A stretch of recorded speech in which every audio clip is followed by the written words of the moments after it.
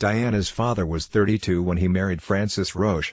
She was 18, while her ancestry couldn't compete with his for nobility, and is positively murky in patches. It did add a little color to the picture, as well as some Scottish, Irish and American blood. The royal connection was comparatively new. Diana's grandfather, Maurice, the 4th Baron Fermoy, became friendly with George V's second son, Bertie, then Duke of York, when he and his wife moved to Norfolk. They played tennis together and their wives shared a passion for music. Ruth Fermoy, née Gill, an Aberdeen girl, was an exceptionally gifted pianist who'd been studying at the Paris Conservatoire under Alfred Cortot when they met. They moved from house to house in Norfolk until George V offered them Park House on the Sandringham estate, where Johnny and Frances later lived. Thus the Fermoys and the Yorks became neighbors and the friendship was sealed. Frances was born there on the day George V died in 1936. It's said that the news of her arrival was rushed across the park to Sandringham House where he lay gravely ill and that Queen Mary told him of her birth before he died that evening. When Bertie succeeded as George VI after the abdication of his elder brother, Edward VIII, the friendship continued. During the war, Bertie and Maurice used to play ice hockey together against visiting American and Canadian troops on the frozen lakes at Sandringham, and Maurice was out hare shooting with Bertie the day before the king died in February 1952. After Maurice died 3 years later, Ruth became a lady-in-waiting to the Queen Mother, and they remained close until Ruth's death in 1993. Johnny and Frances met at her coming-out ball at Londonderry House in Park Lane. He was supposedly already engaged to Lady Anne Coke of Holcombe Hall, eldest daughter of the Earl and Countess of Leicester, and there was a sharp intake of breath in aristocratic drawing rooms when he ditched her for Frances Roche.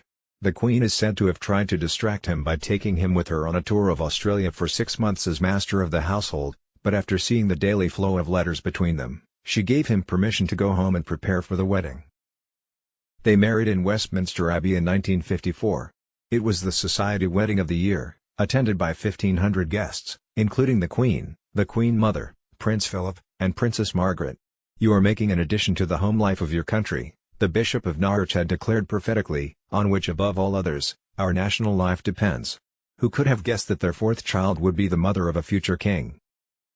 Their first child, Sarah, was born in Northampton in March 1955, 9 months after the wedding, and was christened in Westminster Abbey with the Queen Mother as one of her godparents. They had started out in a rented house in Rodmarden near Cirencester, where Johnny was studying at the Royal Agricultural College, but by the time Sarah was born they were living in a cottage on his father's estate at Althorpe. His father was a difficult man, and it didn't help that Frances refused to kowtow to him. It was a relief all round when, after the death of Lord Fermoy later that year, Ruth suggested that Frances and Johnny take over Park House. It was a large family home with 10 bedrooms, extended servants' quarters and garages. Their second daughter, Jane, was born in Kings Lynn in 1957, and this time the Duke of Kent was a godfather. 2 years later Frances was pregnant again and, on January 12, 1960, gave birth to a boy, the all-important son and heir, in her bedroom at Park House. They named him John but, tragically, he lived for only 10 hours. Frances plunged into depression after her baby's death. Her marriage had not turned out to be the blissful union she had imagined. Johnny, who, as an older man, had seemed the embodiment of sophistication and excitement, had settled comfortably into monotony and middle age, while she was still just 24, full of sparkle and wanting more from life.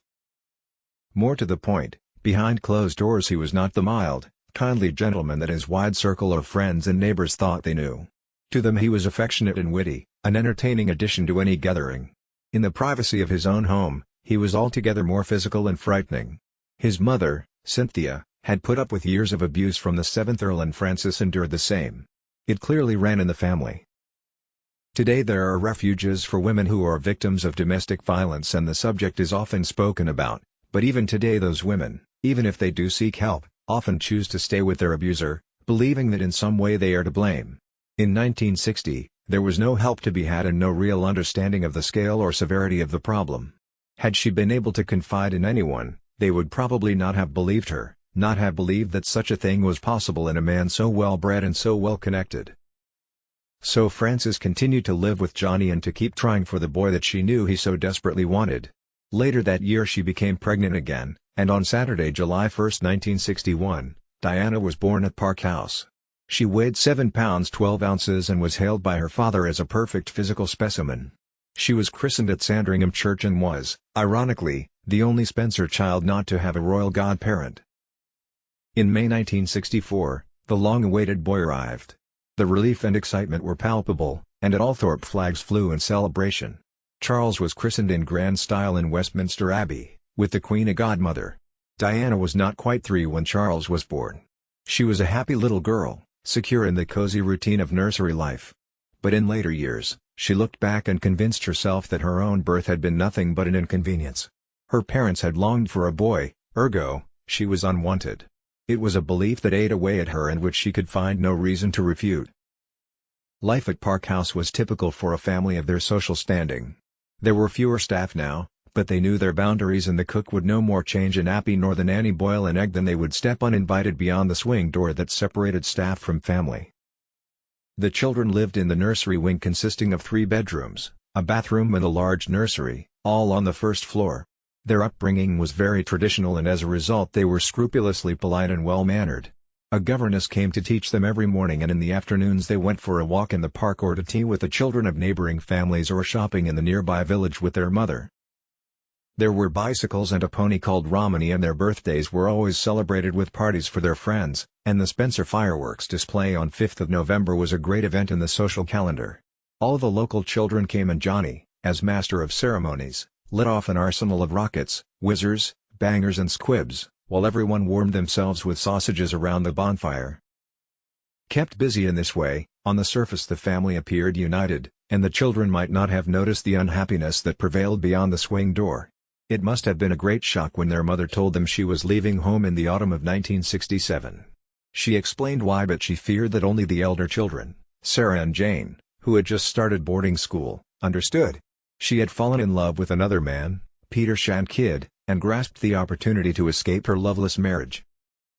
Johnny was also shocked. He was possibly the last person to see it coming, but the staff, who heard the ferocious rows, were not surprised and none of them condemned her. Indeed, one of the housemaids went with her to London as a cook. Condemnation came from the one person Frances might have looked to for support, her own mother, Ruth.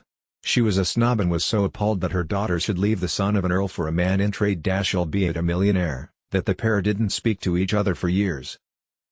Initially, Frances took the younger children and their nanny to live with her in London, and she had every expectation that when her divorce came through she would keep them all. But things didn't go according to plan. Peter Shankid was also married with children and his wife soon divorced him for adultery, naming Frances as the other woman. Frances then began proceedings against Johnny on the grounds of cruelty, which he contested and was able to bring as witnesses some of the highest names in the land. Her case collapsed and he divorced her for adultery. In the bitter custody proceedings that followed, Ruth gave evidence against her daughter, claiming Frances was a bad mother. Custody of all 4 children went to Johnny. Frances was allowed to see them only on specified weekends and for part of the school holidays. She must have been grief-stricken. Diana, just 6 when her mother left, was far too young to understand the complexities of the adult world. In her mind the matter was simple: her mother didn't want her, therefore she must be worthless. It was a very unhappy childhood, she told Andrew Morton, the author to whom she famously unburdened herself when her own marriage was falling apart. Always seeing my mother crying. I remember Mummy crying an awful lot and, when we went up for weekends, every Saturday night, standard procedure, she would start crying. "What's the matter, Mummy? Oh, I don't want you to leave tomorrow." Another early memory was hearing Charles sobbing in his bed, crying for their mother. She told Morton that she began to think she was a nuisance and then worked out that because she was born after her dead brother, she must have been a huge disappointment to her parents. Both were crazy to have a son and heir and there comes a third daughter. What a bore, we're going to have to try again. I've recognized that now. I've been aware of it and now I recognize it and that's fine. I accept it. She learned to accept all kinds of difficult emotions. Shortly before Diana's 14th birthday, her grandfather, the 7th Earl, died and the family was uprooted from Norfolk. She had to leave the comforts of Park House, her friends and everything she had grown up with for the impersonal grandeur and loneliness of a stately home in Northamptonshire, a county nearly 100 miles away. With the new house came a formidable stepmother. Her father's marriage in 1976 to Rain, Countess of Dartmouth, the forceful daughter of the romantic novelist Dame Barbara Cartland, caused terrible upset in the family. None of his children liked her and they resented the way she took over Althorpe, reorganized it and starting selling off its treasures. 3 years later her father collapsed in the estate office at Althorpe with a massive cerebral hemorrhage that no one expected him to survive. He lay in a coma for 4 months, while his children awaited the news they dreaded. Just as he was beginning to pull through he developed an abscess on the lung and was again close to death. He was saved by a new drug that Rain discovered in Germany. The Spencer children all acknowledged that she had saved their father's life, but her conduct did nothing to endear her to them. She guarded him like a hawk during those months in hospital and gave instructions that no one, not even his children, was allowed to see him.